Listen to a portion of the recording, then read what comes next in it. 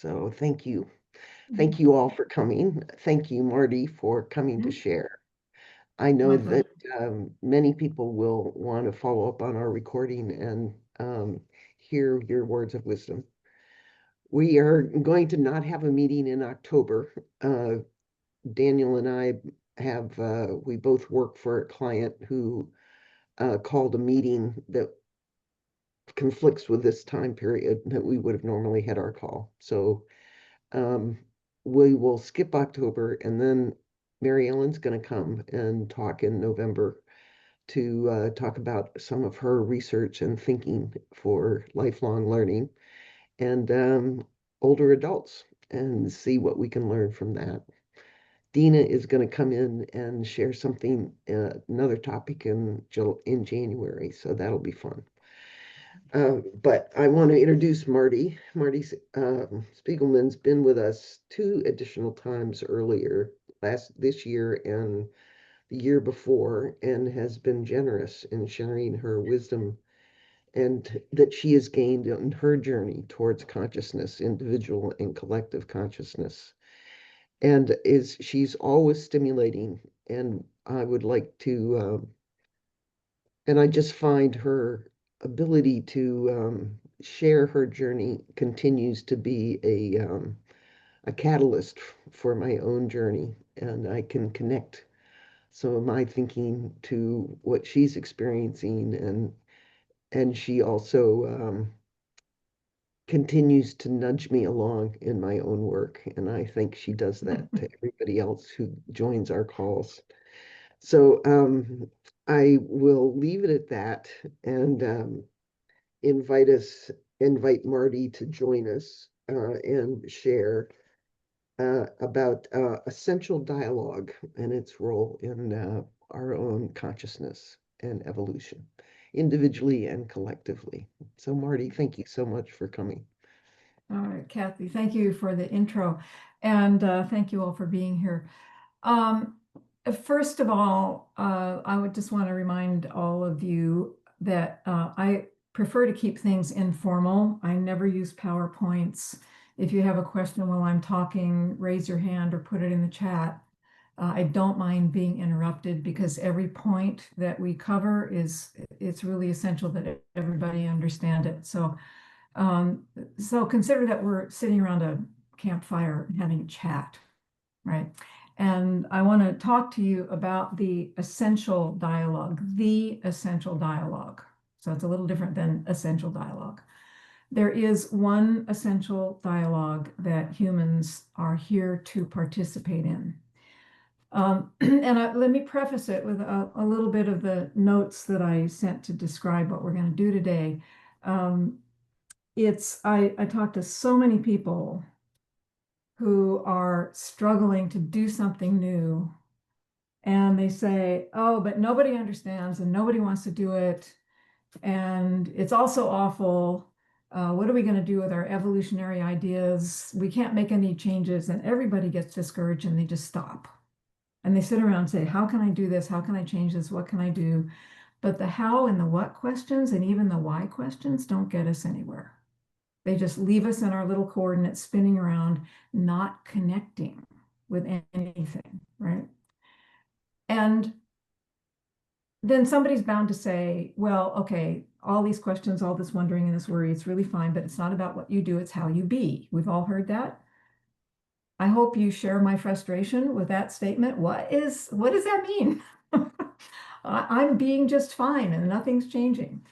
And so we're not even going to do that. It's not about what you do, it's how you be. We're going to go deeper. And I'm going to take you into some very deep indigenous wisdom, something very few Western people ever hear, but we need to hear. I'm trying to broadcast it, but you guys will be some of the first recipients of this. And we're going to talk about, from a so-called indigenous point of view, why humans are here in the first place.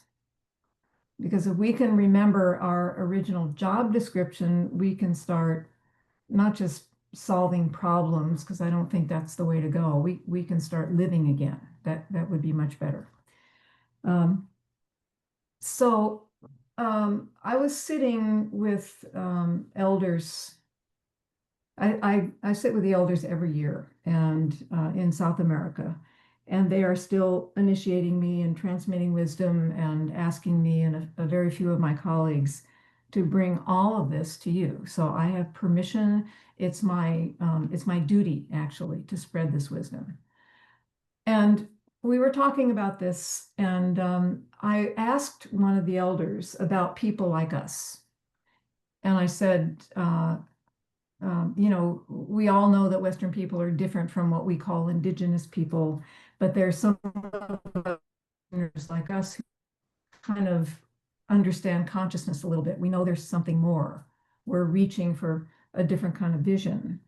And I asked the elders, is there some lineage that the Western people who are even more different, people like us, is there some lineage we come from that we don't remember?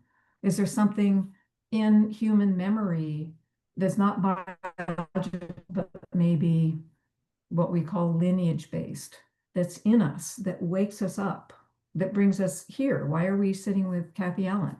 Why are we interested in this stuff? And I got the most surprising response. The response is that at the dawning of humanity, can you imagine that? The dawning of humanity. It's a long time ago. At the dawning of humanity, there was an agreement. And I want you all to have your Hogwarts hats on now. You're going to have to really play with me with this. There was an agreement made between humans and what we're going to call spirit. We'll call this the invisible intelligence that shapes the universe and shapes our world. And the agreement was that humans would always be in dialogue with this greater intelligence that we sometimes call spirit. Think of energy becoming matter. Humans represent everything material, this world that we live in. Spirit represents all of that energy and intelligence that will manifest into something here.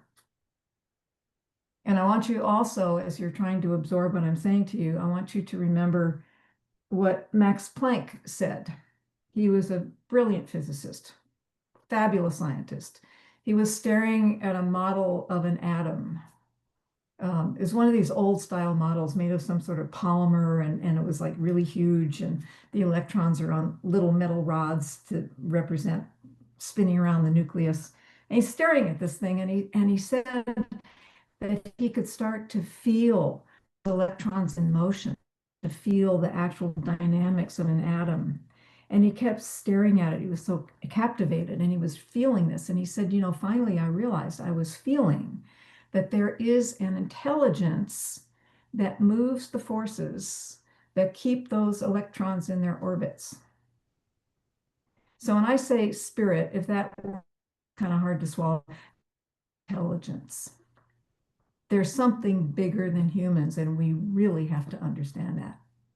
And there's something that makes the universe and makes the planet and makes the jaguar and makes you and me and all of our neighbors. And the agreement is that humans are always in dialogue with that something bigger. This is the essential dialogue. And that exchange, what that does is it guides humans in their essential job description, which is creation itself. We are here to create in a way that enhances the evolution of consciousness. That's our job. Now, if you think about it, think about yourself, personal struggles, business struggles, think about the world. It's so insane. Humans, we have a very unique kind of consciousness. Our brains are unique. Our nervous system is unique. We have capacities of reflection and what we call thinking that the rest of nature, frankly, doesn't bother with. Yeah, and we have a segment of our brain that processes things in a very strange linear either or kind of way. Um, but most of us operates just like nature does. in full relationship with the whole entire system, informed by the whole entire system, guided by larger forces, just like all the trees and the birds and the insects and the worms in the earth, they all know what to do. They never go off the rails. But humans constantly go off the rails. No. Now, what I'm talking about would take me a year to really, first year of the training program I offer is understanding what I just said. But for the purposes of our dialogue here, we're trying to understand that we humans, we have within us a nervous system, a brain, a kind of consciousness that's like a souped up Maserati and we don't know how to drive it. Is that making sense?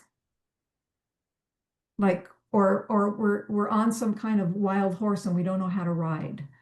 We have so much power and we have forgotten how to use it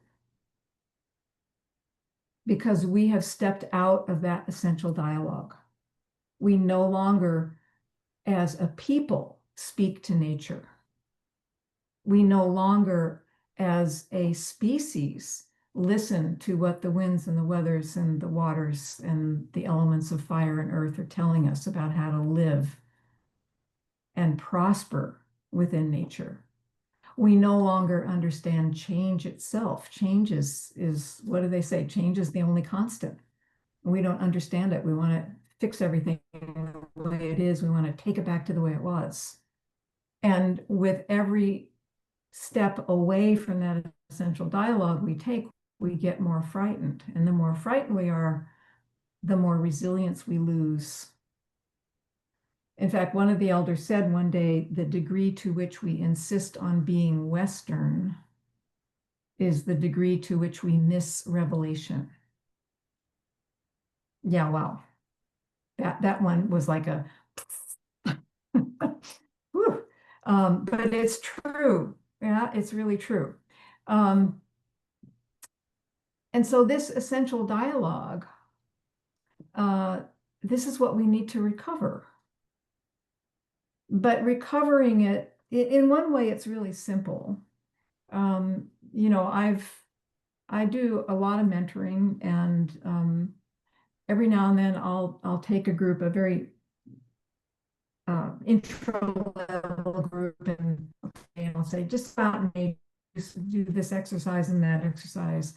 And I've seen that one day change people completely. Crack them open, flower them, everything changes for them. So it's in us, is what I'm saying, is this capacity to be dimensional in our consciousness, this capacity to put our awareness into the world around us and be informed by it. Let the world, let the natural world around us be our guide. That capacity is in us if we only have the courage to try it out a little bit. So to open this up a little further, and again, if you guys have questions, just raise your hand, put something in the chat. I want to share with you a few things, a few more things from the elders, because the way they say it is so eloquent. I don't think I could do better. So humans are here to create.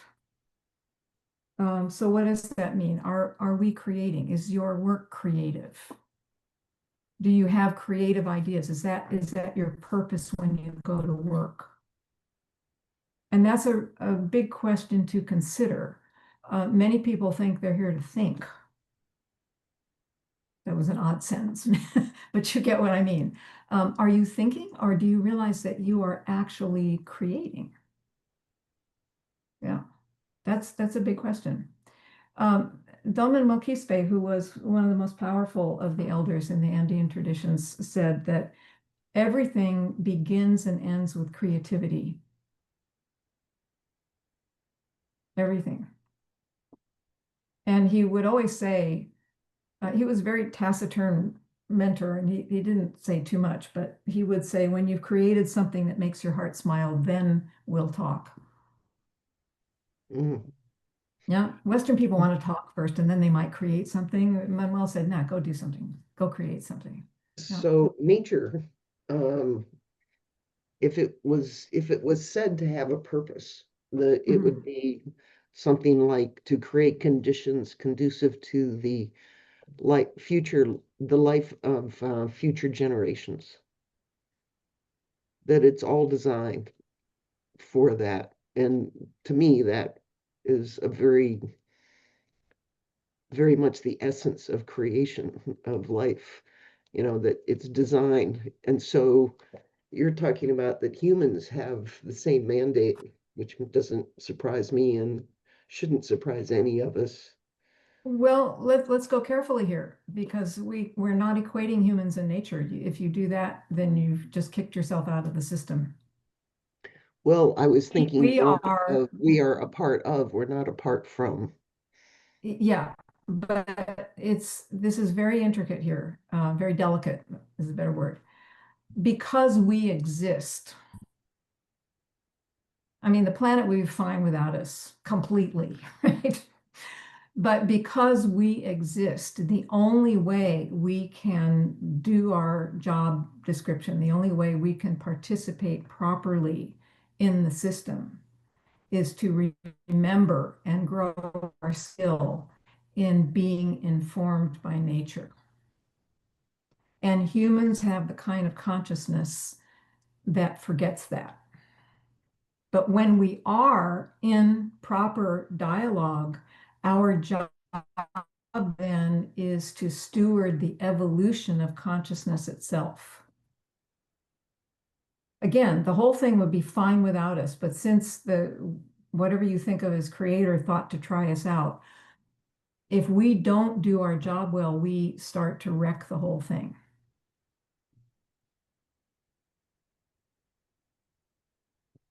Yeah. And it requires, as Manuel used to say, developing a non-attached ego.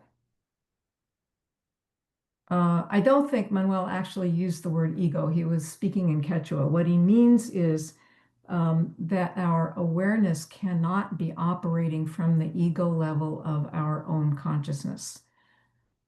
And one of the functions of training your awareness to connect with and learn from nature is it gets your awareness off of you. So you no longer have to know everything in terms of yourself. Is that for me? Is that against me? What do I think about it? How am I? You just like drop all that. And you are comfortable in yourself. You have, as Manuel used to say, the kind of personality that doesn't base its knowing in its own footprints. Yeah, you're not constantly thinking about yourself. You literally become a part of nature. You go to the grocery store in that state of being. Yeah. And if you can get to that state of being, which takes a lot of mentoring and self-reflection and healing and experience, if you get to that state of being, then you can begin to be the steward of consciousness, the steward of human collectivity, so we all stay on track. When we become stewards in this way, Manuel said we would become creators. So what he's talking about, this elder is talking about, in order to be in this state of awareness where we are informed by nature, we have to be in a state of awareness that um, knows and accepts everything as it is. And I don't mean approve. I mean, you just know how things are and you don't instantly start to fight this and own that. You just have an awareness. So it's like if you have a personally challenging day, are you in emotional reactivity or can you be in a more global state where you can simply observe what is actually happening, even if it's a challenge to you? And that observing state, knowing how things are, seeing what's actually happening, discerning your own emotional reactions from what is actually going on. That's the state of awareness where we are being informed by the world and we're not reacting and controlling. In that state, we start to experience our job as stewards of creativity, stewards of consciousness. In that state, we become creators. We're actually in a state, what I'm describing is a state of what's called unconditional love. And I don't mean emotional love, I mean unconditional awareness of life, moment to moment. It's not time bound, it's just aware. And if we're not in that fully aware state, what Manuel would say is we get unplugged from what he called the grid of creation. So we can't create anymore. We cannot create the kind of things that have their own internal momentum for growth. Now, if you think about the world today, we make a lot of stuff. We make too many things. We've got too much stuff in landfills. We have things that we can't recycle. We have recycling plants that don't recycle anything. It's all kind of coming to a screeching halt. And all of that creativity is being done without people being aware of how the larger systems of nature work. If we had stayed aware, we would never deplete an oil field. We probably would have bypassed plastic altogether. I mean, go down the list of pollutants. If we had stayed aware, we wouldn't have a planet filled with toxins. And we probably would have some more because humans are always a little crazy, but we wouldn't have the kind of war and conflict that we have now. I mean, I have a long list of what would be different. So we're sitting here. Let me give you a little relief here. We're sitting here, the few of us, knowing that we need a different kind of consciousness. We have a few little instructions like, oh yeah, I should be informed by nature. But we have this pressing avalanche of terrible things going on in the world. So I think I've given you this before, but I want to give it to you again. I was gifted from my own spirit guides, if you will, my own imagination, a metaphor that we need to live by. And the metaphor is the wild meadow on my property here in California. And that meadow, every year we have some rain and the meadow gets green and luscious and all these wildflowers are blossoming in it. It's absolutely gorgeous. And then the rains stop and all that greenness dries up and falls over and it looks terrible. But it's a wild meadow. I'm not going to groom it, but it looks awful and it's all dead. And then the gophers start throwing up mounds of dirt and it goes through a pretty rough patch. And then the rains come and new grass comes up and new flowers come up. And you can see the green peeking through the old brown stuff. And the metaphor here is the new grass does not stop to fix the old dead grass. It does not stop and paint it green and prop it up and see, just like it was before. No, it's new grass. It's still grass, but it's new. It's a new cycle of life. And we now are living in a dead meadow and we're the new grass. And our only job is to come up in our fullness creating.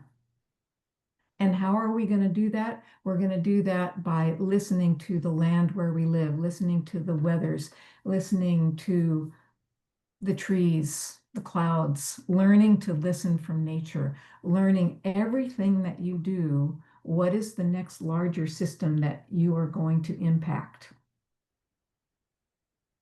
So maybe you can't figure out how to be informed by nature. At least whatever you're creating, what's the next larger system that you are part of, that your creativity will impact? What does that larger system say to you? And what does the next larger system say to you? We have to remember that this dialogue with the larger system, the larger intelligences of the universe is required. And one of the things one of the elders said is, They're getting to know us really well. We can't hide. And one of the elders said, you people, you keep talking about reaching these far horizons and these huge changes you want to make, and they seem so far away. You have to remember that that horizon is simply a function of your own availability.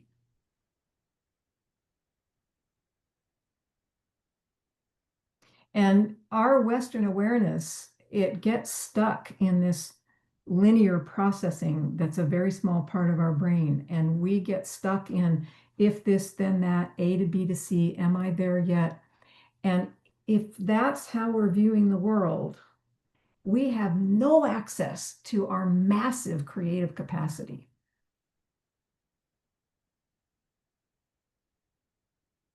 So, at the very least, spending time in nature, learning to experience a little bit of nature without thinking.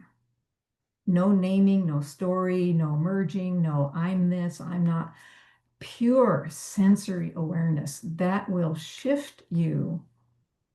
This is a very beginning stage. It will shift you so you can access your own imagination and realize all the things that you are coming up with in a creative way. If you can make a little bit of that shift, that horizon that you're reaching for is right where you are. It's a function of your availability, and your availability is dependent on how you use awareness.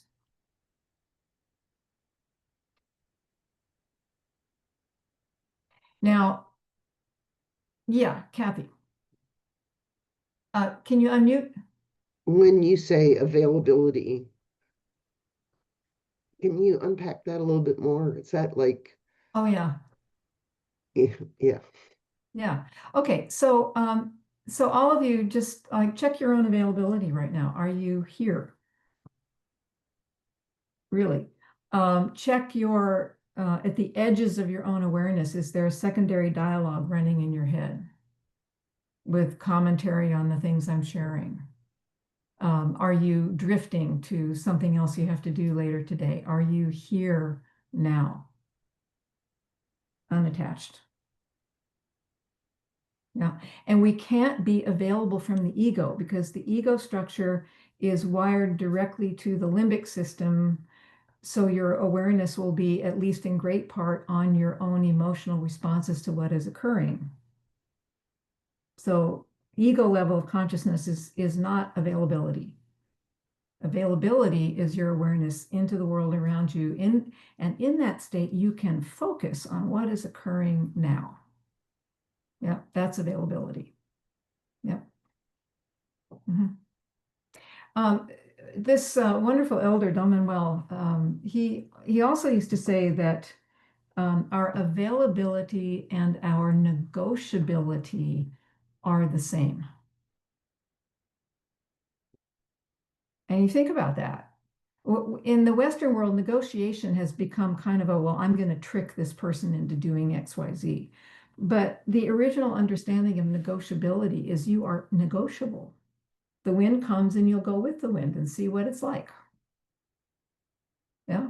If you're in conversation with somebody, you're trying to figure something out, you are receiving, not resisting. You're considering, not refusing. Yeah. So availability, negotiability, fluidity, these are all ways of speaking about that state of consciousness we're looking for. And that state of consciousness is us in that essential dialogue, in conversation with something bigger than us. This is a massive shift for humans because of our age, anyway, because our identity has become tied to our ego structure, which is tied to our limbic system, which is tied to our emotional responses. And most people, and you guys can track this just in your day-to-day interactions, most people on the planet cannot distinguish between their emotional reaction to something and the thing itself. So if we're going to say, okay, just fling your awareness to the world around you, you've got to work through the defenses that get wired into the limbic system. You have to find some way of realizing that you are safe if you let go. Yeah. And this is one reason that Indigenous people say that one of the first tasks of the human is to become what we say wired into the land, connected to earth energetically. To become, as Manuel used to say, an axis into the land. And in the modern world, how many people have access to land to become an axis into the land? Very few people really have good access to nature. So this is a big challenge in the modern world with more humans than have ever existed. But I can tell you also that with all the people I've trained over the years, I used to give everybody a little exercise, which is to go to the local garden store and get a little seed packet and get yourself a paper cup and a little soil and grow a few seeds. Inside, could do it in an apartment on the 50th floor of a huge, I don't care, but do it. That alone will change you because that's connecting you into the land, into the powers of life germinating and blossoming into a state of fulfillment. I remember a story from it must be years ago, one of our early space missions, and this was just an Earth orbit. And one of the scientists had been put in charge of tending these little corn seedlings because they wanted to see how our kind of food grows in a weightless atmosphere. And he wrote extensively about how he was changed tending life. Can you imagine just half a dozen little green shoots in a space capsule? And that was enough to awaken. I think this is protoplasmic. This is not in our minds, this is in our bodies. It awakened in him that memory that we all have, that we are part of something bigger. That's the essential dialogue. The elders who train and initiate me, they have the capacity to literally speak with spirits. It's very Hogwartsian. And I've seen all kinds of amazing stuff that the old elders have been able to do that we can't replicate in the modern world. So we have to find our own experience of this essential dialogue. We've got to do it because without that, we are not going to behave and participate in a way that works with the big system of life.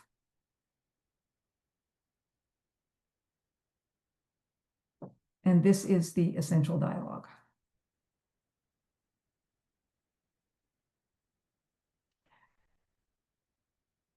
Now, I've spent decades listening to, especially the elders in South America, talk to us about this. And literally from at least 20 years ago, they were saying things to us like, you have to become conscious now. You cannot wait. You have to push through the upheaval around you. You cannot be sitting at the edge of it. And that must be the precursor to that metaphor I've given you about the grass in the meadow. We're actually in the middle of it. And all the chaos around us, I would say 80% of that chaos is opportunity. But if we're sitting in that scarcity mindset, it looks like disaster. Kathy and I were talking about worldviews and whatever our worldview that shapes what we are willing to do and what we're not willing to do. It shapes what we understand. It shapes how we create meaning, if that makes some sense to you. And if I'm living in a state where I think my cup is half empty, then everything's going to look empty to me. And if everything looks empty to me, I'm not going to have a good feeling that I'm going to have resources to create something new. and I'm going to keep backing up into my corner until there's like no corner left. Yeah. So that this is just another approach to the situation we're in and to this discovery of the essential dialogue. What is your worldview? And do we even know what that worldview is? I mean, part of the essential dialogue, this is something that I like to do a lot, and I invite you to join me.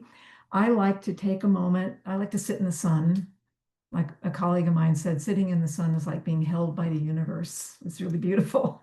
So I like to sit in the sun and just kind of kick back. And then I like to start to feel the size of the planet, the physical size of planet Earth.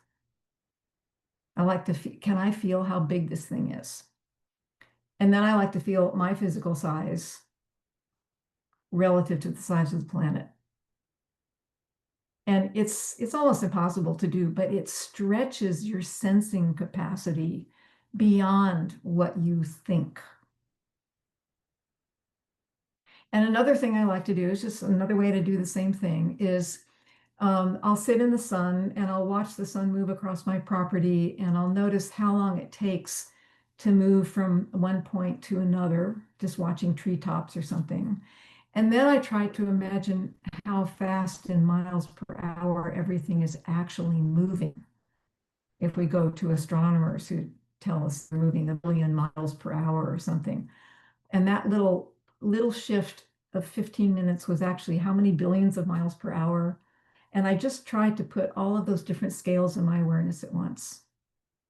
It's a very, very good exercise. It's not about getting an answer. It's about kicking off the calcification of Western thinking and engaging your sensing systems and letting your imagination wake up. This thing that we call imagination, it's not a fake anything, it's a faculty. Like hearing is a faculty, sight is a faculty.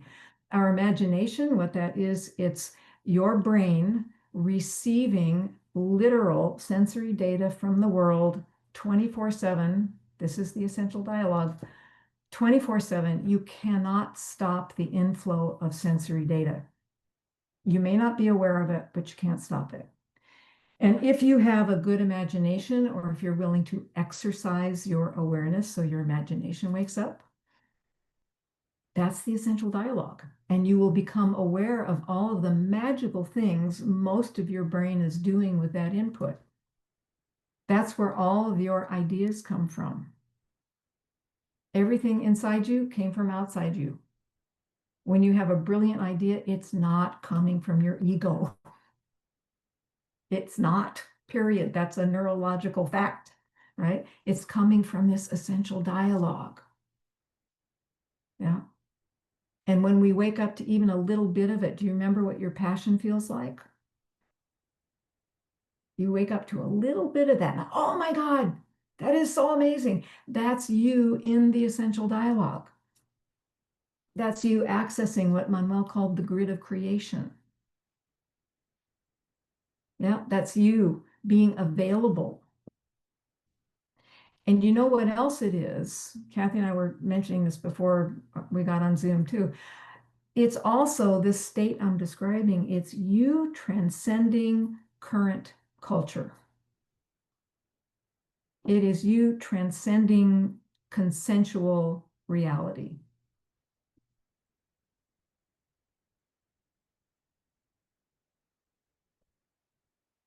And if we can kick free for even a moment or two, then we are in a state where we can, as the Pacos say, we can assemble our own reality.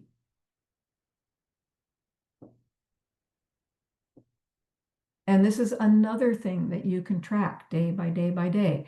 Are you assembling your own reality, or are you trapped in a consensual reality? Do you go ahead and do what you bloody well know is great to do, or do you hesitate because so-and-so says XYZ?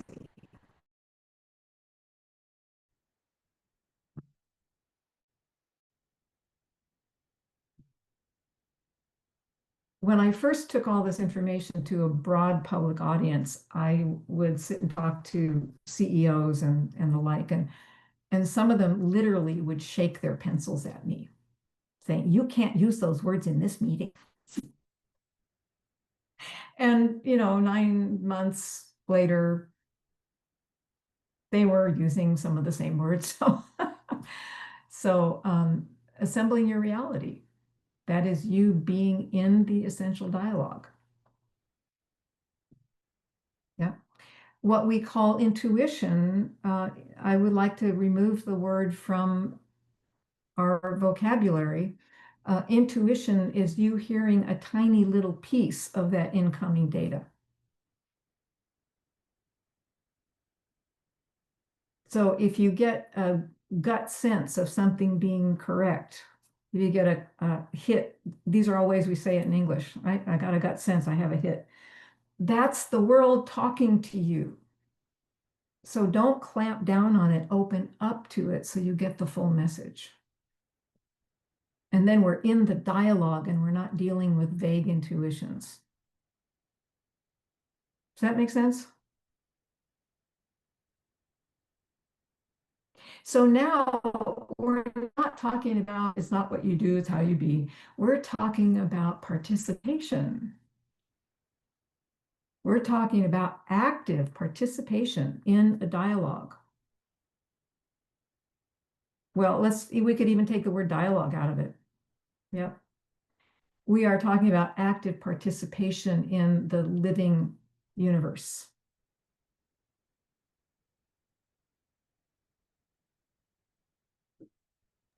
What's so interesting in this idea of active participation is that nature structured that this way from in terms of photosynthesis. Mhm. It's not Exactly. just the sun is available, the energy from the sun is Yeah. available, Yeah. but it requires an active Mhm. collaboration with Yeah. green leaves and grass and algae to turn that energy into nutrients that fuel life. And so Exactly. at the very beginning, the essential, the essence, the nutrients is Mhm. all about the collaboration. It's the reciprocal engagement. One plus Yes. one equals something much greater. And Yeah. here you're saying it in another way, in a slightly different context, but maybe it's the essential design also. It is the same. Yeah. It's the same. The reason that you and I right now are having this conversation, here's one way to say it, here's another way to say it, here's another way to say it. There are so many humans on the planet now that we no longer, as they would say in South America, subscribe to the same cosmology. We've studied so much, we have a million different lenses, and we no longer remember that all the lenses are looking at the same thing. And we end up fighting for, oh, this is my way to say it, it's better than your way to say it, and so on and so forth. Not that we're doing that, but we see that out there, right? And we probably need to be able to say what we're saying about consciousness and this essential dialogue. We need to be able to say it in a lot of different ways because people have different educations and different experiences. And so, Kathy, what you're bringing up is really important. I mean, I can talk about the same core principles through science, through design, through indigenous wisdom, a bunch of other things, as you can, Kathy, as we all can, and that's important. But one of the things that I think groups like us can do is to keep emphasizing that all the lenses are looking at the same thing. In fact, I think one of the ways, in a world where information is a glut, um, one of the ways I recognize what am I supposed to pay attention to is when Mhm. similar patterns pop up from different Yeah, sources and disciplines or yeah, whatever. And then and then I think, okay, well, if this is growing and, seeds are emerging from yeah, lots of different points of mhm, view, lenses, mhm, disciplines, whatever you want to call it. yeah, It's like, okay, something deep and important is in this yeah, pattern yeah, yeah. similarity. Exactly. And the way I would say it is that consciousness is on the move. Humans cannot stop that. We can dig our heels in and we'll disappear, but consciousness is still going to do its thing. And what it does is it always creates states of fulfillment. It always evolves into a new state of fulfillment. And it doesn't matter what the humans are doing, it doesn't matter what the jaguars are doing. Consciousness will do its thing, period. And Kathy, what you just brought up is so important. I see the same thing. I see one person saying blah blah blah, and the other person saying yada yada, and they're both saying the same thing, and they don't realize it. And so for myself, I try to limit the number of channels I look at, as my brain would splinter looking at 1,000 people saying the same thing 1,000 different ways. And so my role more and more, I think, is to help people understand it's all the same thing.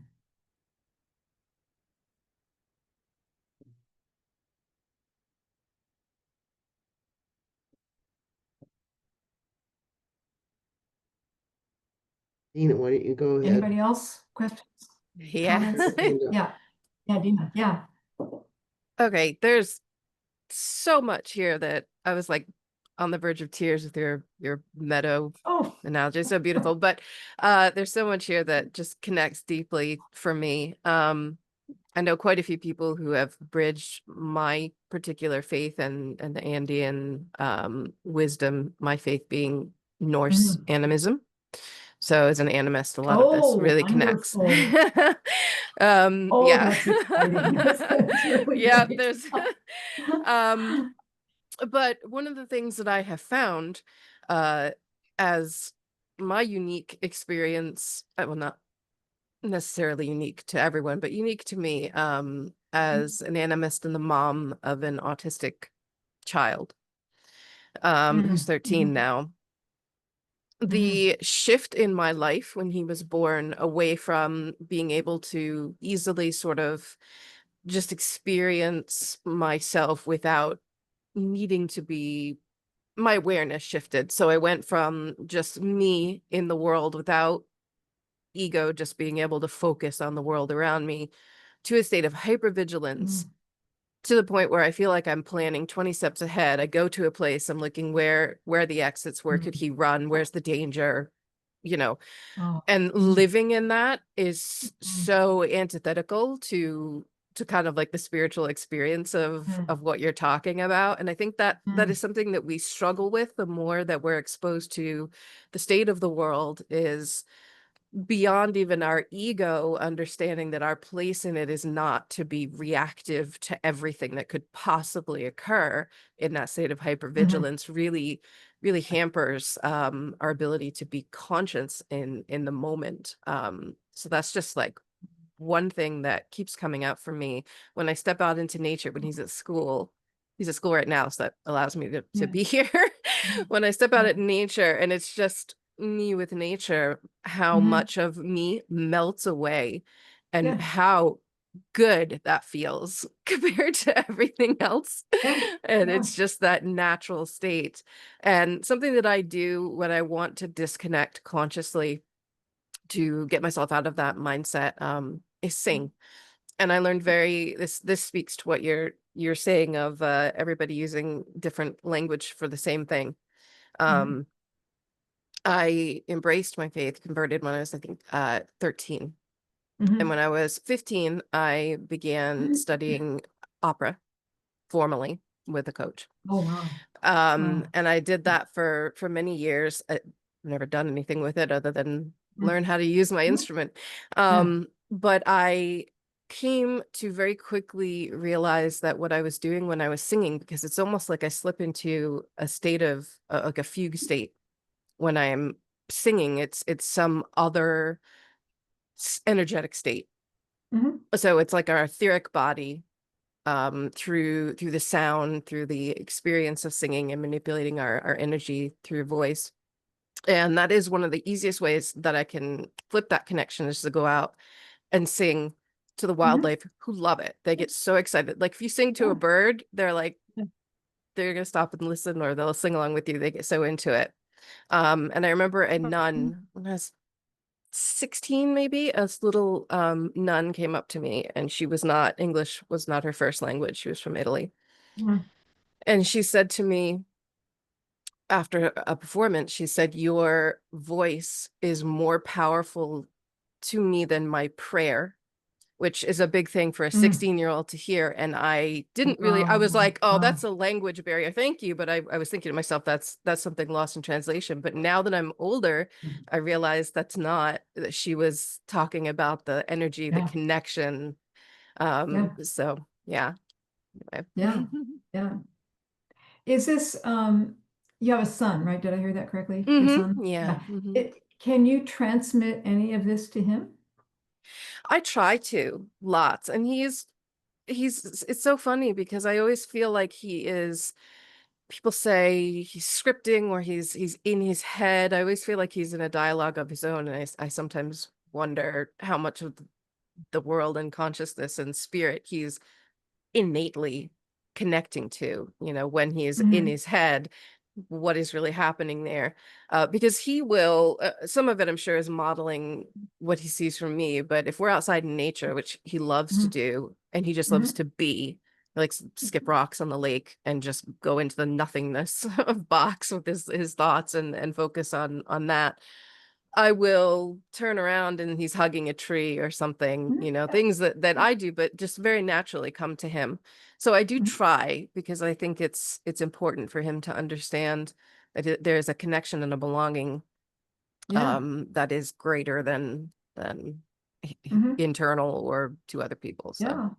Yeah. Well, if I could be so bold, I would do, a couple of things. One is, and you may already be doing this, so forgive me if I'm just like a bull in a china shop here. But when you see him hugging a tree, uh, my inclination would be to realize that he's already in that dialogue. It's not something that he's copying from you. It's okay. that his awareness and his connection to nature is already really, really deep. Mhm. And so if I were in your shoes, I'd want to be sure that my understanding of him in that setting is he's teaching me something. That's beautiful. And, Yeah. and I might go hug the tree and see if I can hear what he hears from the tree. The other thing is, in terms of being out in public and how difficult that might be, if the two of you can sense positive energies, then use that out in public. Don't just scan for danger. You'll see danger, whatever all you get. So scan for safe energy, scan for positive power, and then you'll be Okay. able to move through the crazy modern world much more safely. And I love that advice. Thank you. I definitely try to flip that perspective. Yeah, yeah, Mhm. yeah. That's an example of worldview. And when I'm out in nature alone, and also with him, I'm Mhm. continually amazed with how effortlessly wildlife trusts him and nature gravitates toward him. And that's something that happens to me when I'm out and Oh, just kind of yes. disconnect myself. Yeah. I will just be singing or doing something where I do a lot of photography outside, Mhm. macro photography of nature, because I'm just Yeah. fascinated by it. Yeah. And I'll just realize that there's a doe standing next to me, and she's right there, and she's just like as curious as I am, and there's no, And it's and not. here's why. Let me tell you why. Because in those states you're describing, you are not thinking. You're not in your prefrontal cortex figuring and paying attention to yourself. And is this okay? And what do I think of this? And what's that? And blah, blah, blah. Martin Prechtel said it beautifully in Secrets of a Talking Jaguar. He said that the elders taught him that the human mind, when it's thinking, makes a low grinding noise that drives nature away. And so when you're in those states, even just taking photography, your awareness is connected into the natural world. You are part of it. Hence, the deer will come to you because you're part of it. It's that simple. And these aren't weird states or anything. This is natural consciousness. Thinking is an add-on that we have abused endlessly. But being aware and knowing instantly through the senses, that's our natural state. So absorb that. Yeah, great. Great. So there's also a through line in your conversation and comments today that is very much about connection and Yeah. connectivity. Yep. And what is well, maybe we don't even have to ask that question, but it's that Try loss it. of connectivity, which then cuts off the dialogue, the essential dialogue, right? Yeah. Well, you know, the simplest way I can explain it is that back in the Tigris and Euphrates River valleys a long time ago in the early Greek cultures, we got interested in ourselves. And somebody started to explore the interior of the human body and this thing called thinking. How can I have a thought? How do I know I am? All that stuff. And we kept pulling our awareness inward and inward and inward until we forgot how to connect. Wow. And what will happen with your limbic system, because your limbic system is primordial survival. That's really its function. Like fight, flight, or freeze, I think is the deal. What will happen is if you withdraw your awareness from a larger force like nature, you will cease to know that larger force directly, but you're still receiving the data from it. You can't stop that. And so the more inwardly you're focused, the more egocentric you become, the less you know the bigger force, but the more the limbic system is saying, hey guys, there's something out there. We don't know what it is. It's got to be dangerous. So the more we close in and armor up. And the less we connect with one another at the same time, because when you start closing down, if you disconnect, you disconnect. It's like a package deal. And we're in that state. We are so turned in on ourselves, so self-reflective is the politest way I can say it, that we literally don't know what we're dealing with out there. And again, this takes tremendous guidance and mentorship. And, you know, in modern culture, the therapists are the mentors. Very few people are going to be able to turn this around in our lifetimes. But if you can, that's all you need to worry about. If you can learn to connect again, if you can, Dina, you and your son could become mentors to people. You could just be doing amazing work, really, really. I mean, I don't know what your actual work is, but think about that. Feel I'm that. I don't really mean think. no, I appreciate that, but it comes Yeah. at a very timely because I am trying to create a business where I help people connect Oh in this yeah. way. Oh So God, go for it. Oh geez, that would be beautiful. Oh my Lord.